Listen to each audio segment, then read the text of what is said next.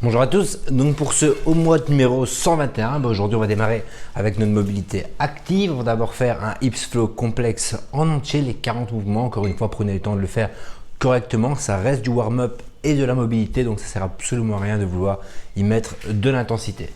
15 stretch push-up, vous passerez à chaque fois 3 secondes au top du mouvement, donc les bras bien tendus, la tête entre les épaules. Si vous êtes capable de garder les talons au sol, faites-le. Si pas, vous pouvez légèrement plier les jambes pour que ce soit plus facile. 10 long inchworm où vous essayerez de gagner en mobilité au fur et à mesure des 10 répétitions, donc d'aller de plus en plus loin tout en gardant évidemment un corps intact. 3 minutes de hollow hold, alors si vous êtes capable de le faire, c'est évidemment excellent. Si pas, on cumule 3 minutes, 3 fois 1 minute, 6 fois 30 secondes, à vous de voir ce que vous êtes capable de réaliser, mais il faut un cumul de 3 minutes au total. 20 wall squat à réaliser, regardez bien la vidéo. Si vous manquez de mobilité au niveau de la ceinture scapulaire, au niveau du haut du corps, c'est très compliqué à réaliser. Vous devriez être relativement loin du mur pour pouvoir les faire correctement. Et au fur et à mesure des jours, évidemment, vous allez vous en approcher. Mais regardez bien la vidéo, surtout ne pas vous coller au mur et écarter vos bras, ce qui ne sert absolument à rien. Et 20 fois le double knee touch, donc sans le squat, on descend en bas, les genoux au sol, on revient en position de squat, les genoux au sol, on revient en position de squat. Encore une fois, si vous avez du mal, vous pouvez regarder la vidéo. Il y a une petite version alternative, mais n'oubliez pas, ici on ne fait pas le squat, c'est uniquement genou squat, genou position de squat plutôt.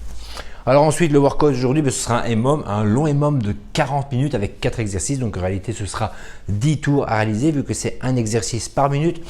La première minute, on aura 30 double under à réaliser. La seconde minute, 10 push-up and dips, donc c'est un pompage, on passe les jambes de l'autre côté, un dips. La troisième minute, 10 one leg V-up. La quatrième minute, 10 pistol squat. Alors il faut absolument garder à l'esprit que chaque minute doit être terminée en maximum 45 secondes. Si vous vous rendez compte que ce n'est pas possible, il va peut-être falloir adapter un petit peu les répétitions. 10 push-up and dips, si vous vous rendez compte que vous ne pouvez pas les terminer dans la minute, vous pouvez peut-être réduire à 8 dès le début pour que ce soit facile au début et ça deviendra difficile. Encore une fois, c'est le principe des EMOM, ça deviendra difficile au fur et à mesure du temps qui passe et du volume de répétitions qui s'accumule. Surtout, essayez vraiment de garder le même nombre, ne pas commencer à 10 push-up et terminer par exemple à 6, ce qui n'aurait pas vraiment de sens quand ça devient compliqué. Mais en version RX, on est sur ceci et alors au départ de chaque minute, ce sera à vous de choisir, soit vous ferez 1, soit vous ferez 2, soit vous ferez 3 burpees. Évidemment, il faut quand même calculer ça. Si vous faites 3 burpees, ça fait quand même un total de 120 burpees au total. Si vous en faites 2, 80 burpees. Et si vous en faites 1, ça fait 40 burpees en plus de toutes les répétitions qu'il y a à faire. Et donc, imaginons que vous choisissez la version A2. La première minute, vous faites donc 2 burpees, 30 double under. Le temps restant de la minute, ce n'est que de la pause. Deuxième minute, 2 burpees, 10 push-up and dips. Troisième minute, 2 burpees et 10 one leg V-up.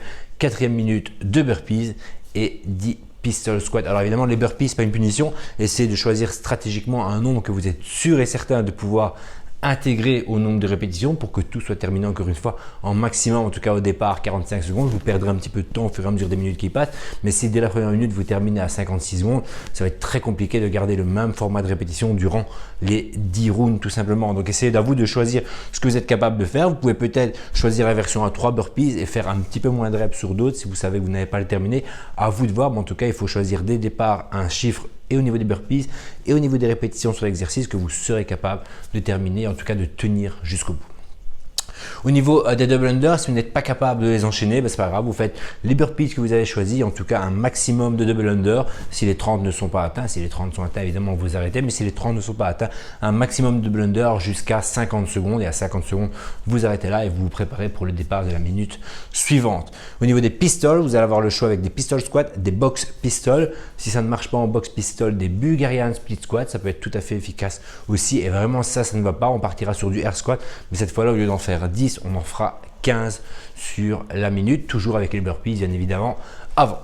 Et on en restera là pour aujourd'hui. Ce sera déjà un très bon workout. Encore une fois, essayez de ne pas trop vous surestimer non plus. Choisissez quelque chose qui vous semble facile et accessible et vous verrez que le faire 10 fois, ce sera quand même déjà un très bon challenge. Ne pas choisir non plus quelque chose de trop compliqué parce que c'est sûr et certain que vous risquez de devoir changer d'exercice ou alors changer le nombre de répétitions et c'est pas du tout le stimulus des genres de EMOM de 40 minutes.